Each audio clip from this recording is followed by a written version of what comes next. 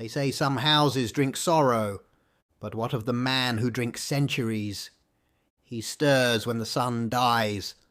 The last ember of twilight fades beneath the hills of a forgotten part of Maine, an old land, thick with rot and pine, and he wakes, not with breath, but with need. Cold eyes, unblinking for over 4 hours, open as if pulled by an invisible thread. The house around him groans, as if protesting his continued existence. The wallpaper peels, the floorboards curl, and no insects dare tread where he sleeps. They called him Valtrius once long ago, before the maps changed and the borders of kingdoms vanished into dust, before the languages that once feared his name became extinct. Now no one calls him anything at all. He is not a vampire in the way the world tells stories. He is no courtly lover of blood, no tragic prince. He is a leeching wound on the world, a thing that drains not just veins, but time, hope, memory. In his presence, the air itself thins. Clocks slow, people step back, unconsciously rubbing their arms. Even shadows try not to touch him, and yet he survives. For that is the curse, is it not? To feed is to live. To live is to rot inside the shell of what he once was. Tonight, the sky is black and silent. No stars, no moon. He steps into a shadow by the fireplace and vanishes, not teleported, carried through the sinews of darkness, through every shade cast by every tree, every flickering street lamp, every half-closed eye. He travels by shadow, faster than any machine, arriving in cities he does not name and alleys he does not remember. In Chicago, a man stumbles into an alleyway, his face slack, his life pouring from his eyes as he's found, hours later, pale and empty. No puncture, no wound, only the echo of something that had fed. But Valtrius feels nothing, only the same aching hunger, the same hollow pull that never ends. Until he sees her. It is in a dying town, somewhere in upstate New York, where the factories have rusted and the bars close early. She's closing the bookshop, keys jangling nervously in her hand. The street is quiet. Her breath puffs in the cold. She turns, and for the first time in centuries, he hesitates. She is not his sister.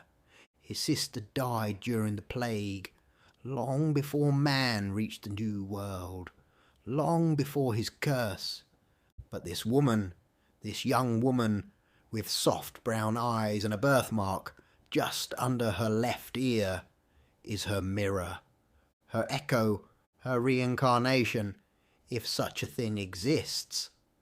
Valtrius stops inside the alley. The shadows call him forward, urge him to take, to feed. But he steps back. That night he does not kill, and the next he returns. She never sees him. She feels nothing but a chill. The lights flicker when she walks. The cats hide when she comes near, yet she lives. Each night he watches, from the shadows, from the cracks between buildings, from the edge of memory.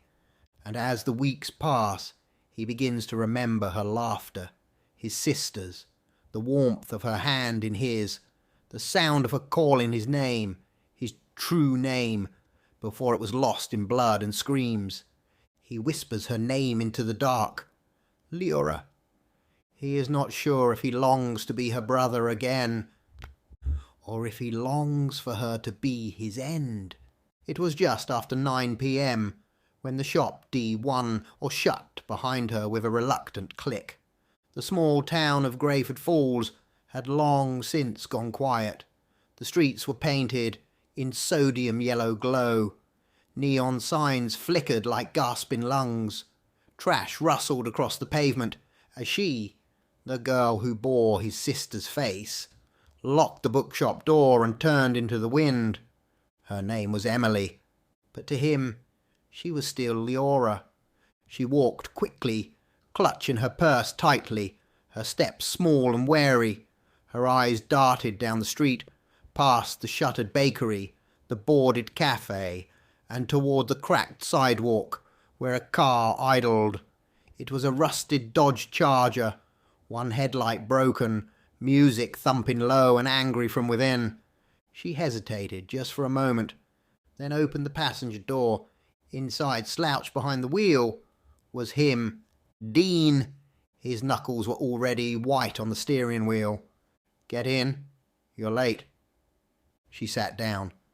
"I had to close the till." "Don't give me your damn excuses." As she reached into her purse, his hand snatched it away. "You get paid today?" "Dean, I need some for the rent." His hand struck her face, hard. The sound cracked like old wood splitting in winter. The world held its breath. She whimpered as he rifled through the bills, pocketing them. "You think you get to keep any of this? You owe me." In the alley behind the bookshop, the shadows bloomed. Valtrius had been watching, not stalking, protecting. That was what he told himself. But now he felt it. Rage. An ancient, alien fire surged in his veins. For centuries he had felt nothing, just a cold vacuum where a heart should be. No love, no hate, no joy, only a hunger, a long, dragging hunger, like walking through centuries of fog. But now his hand shook, his limbs twitched. Emotion. It burned, and it awoke something that had long slept. Without thought, he moved. He stepped into the shadow of a lamppost and stepped out from the shadow beneath the car. A blur, a hiss, a rush of dread and night. Dean looked up just in time to see nothing. Then the door was ripped off its hinges. A scream cut short, and Dean was gone, thrown like a doll into the side of the alley wall, neck shattered, skull cracked open, his blood soaking the bricks in silence. Emily screamed. She turned, and there he was. Valtrius stood there in the alley's half-light, towering, cloaked in black, his skin a sickly blend of ash and wax, stretched over bone, his face sunken, timeless, wrong, teeth like needles, eyes like dying stars. Around him the air grew still, the light dimmed, the pavement cracked with frost. Even the insects died. She fell backward, paralyzed by something deeper than fear, instinct. Her mind told her to run, but her soul froze, recoiling. She could feel the life inside her tremble, drain, as though just standing near him bled her dry. And then he spoke, a voice like wind through a crypt. "I always promised you I'd never let harm come to you, Leora."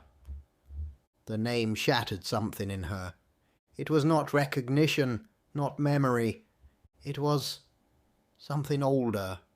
A flicker, a candlelit room, a brother's laugh, the warm touch of a hand holding hers in plague-ridden nights, a lullaby sung in a language long buried. Her eyes widened. For a single fleeting second, the veil lifted, and she saw him. Not the monster, not the parasite, but the man who once protected her. Tears welled up. He took a step back, ashamed. She opened her mouth to scream, but said nothing. The alley held them both. A god of death, and a girl who looked like a ghost from before time. Within moments, he was gone, as if he had never been there at all. No door opened, no footstep echoed, no shadow lingered, just the broken shell of Dean's body, limp, cooling, blood soaking the concrete, and a girl staring into the void where something impossible had stood. And then, sirens. She had minutes, maybe less. Her hands trembled, her thoughts spiraled.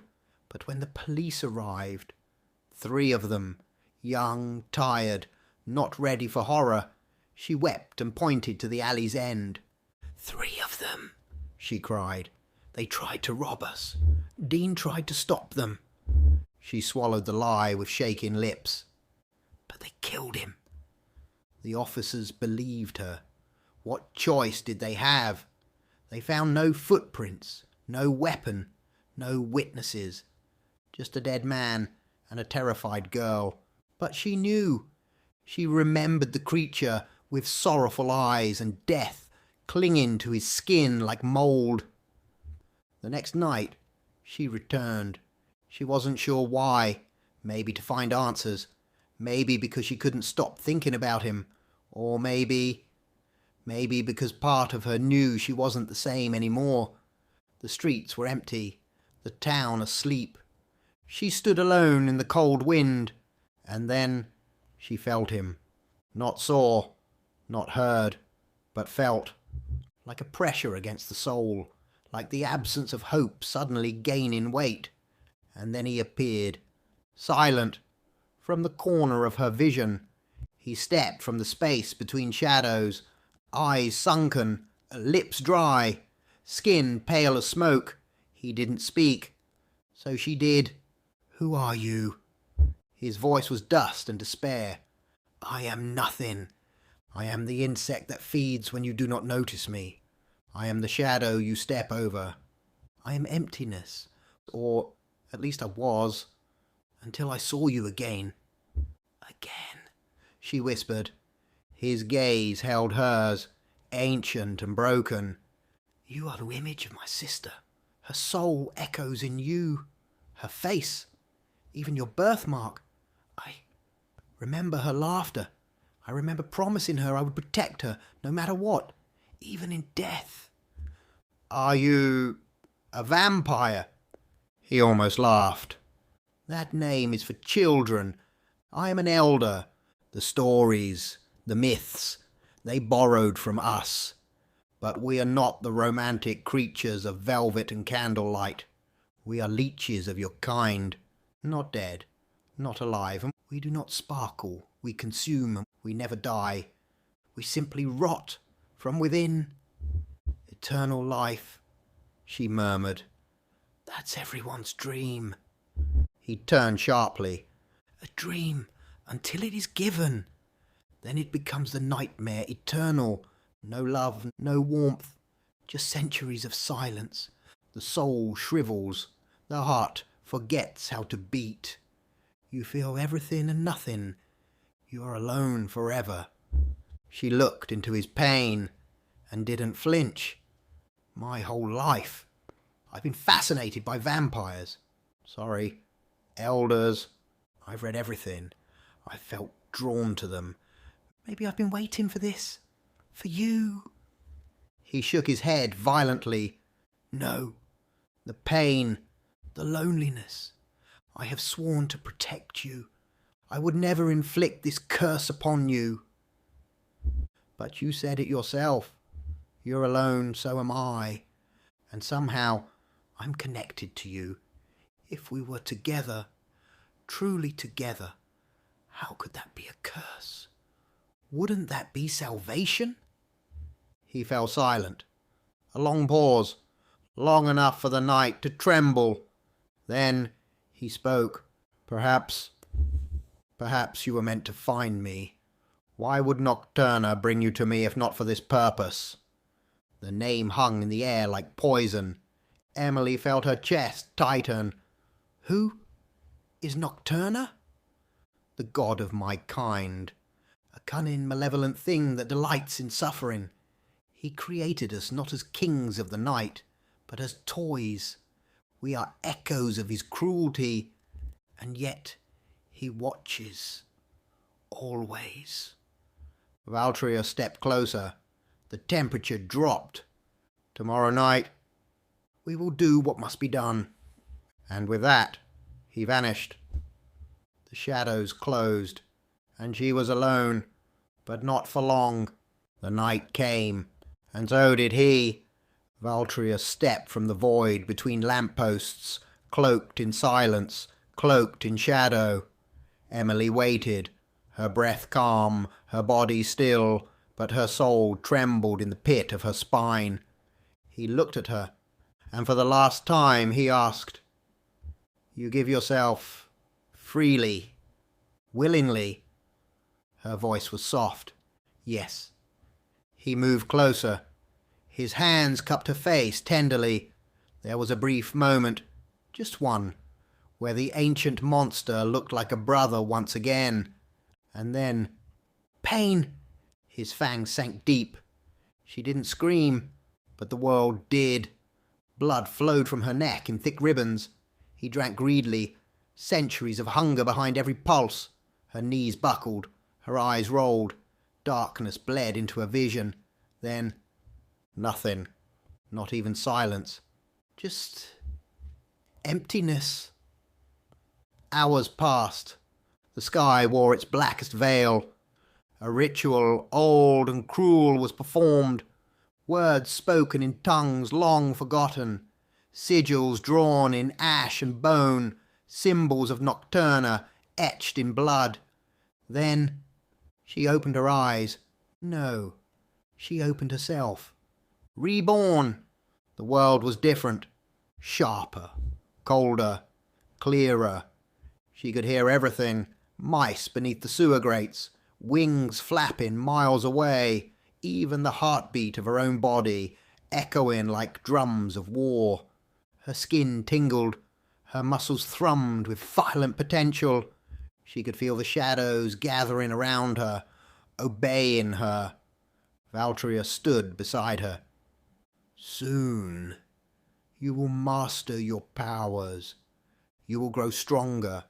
Together we shall finally know what we were denied. Connection. Warmth." For the first time he smiled. She returned it. She was not Emily now. She was something more, something eternal. Crack. The sound of splintered ribs, followed by a choking cry. She turned. A stake protruded from Valtrius's chest, but not wood. No. This was iron, dark and ancient, carved with glowing runes, symbols of banishment, of oblivion, symbols meant to end elders. Valtrius fell to his knees, coughing dust and blood. From behind, a figure stepped into view. An old man, gaunt, wrapped in a long coat, his eyes burning with vengeance. "I have hunted you for years, creature. Now I finally take my payment." Valtrius reached towards her. "Run! Hide! A hunter!" His voice broke into ash. "Run!" And she did. Without thought, without direction, she fled. Into shadow, into cold, into emptiness. The promise of connection shattered. The warmth she was promised gone. She ran until the night swallowed her whole, alone, afraid, changed, and forever cursed. Back in the alley, Valtrius lay dying. His body trembled, crumbled. He looked up to the sky, beyond the stars, and whispered, "I am ready to come into your arms, Nocturna." The old man began to laugh, but not as a man, as something else. Valtrius's fading eyes widened in horror as the hunter's face shifted, the wrinkles smoothing, the voice deepening, echoing with cosmic cruelty. "Arms? Oh no, my sweet Valtrius." The thing smiled. "Your payment is due." Valtrius screamed as his soul was torn from flesh, dragged through the seams of reality, as fire and void wrapped around his essence, as he saw Nocturna, the true god, eyes like eclipses, a grin carved from the bones of angels, a being made of shadows older than time. Yes, I made it possible for you to find her, but you were growing old, Valtrius, sentimental, weak, and I cannot have warmth in my children. That would be unfortunate." He laughed as Valtrius was consumed, screaming forever. Valtrius's soul became nourishment. a flickering candle snuffed out to fuel a god, and somewhere, far away, in an alley, in a crypt, in a dream, she stands alone, newborn, hollow.